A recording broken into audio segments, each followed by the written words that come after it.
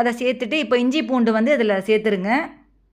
சேர்த்துட்டு இதில் கொஞ்சமாக புதினா, கொஞ்சம் கொத்தமல்லி இது எல்லாத்தையும் சேர்த்துருங்க. இப்போ இதை கொத்தமல்லி இது எல்லாத்தையும் சேர்த்துட்டு அதை நல்லா அப்படியே நல்லா கிளறி விட்டுருங்க அது. இப்போ அதை நல்லா கிளறி விட்டுருங்க.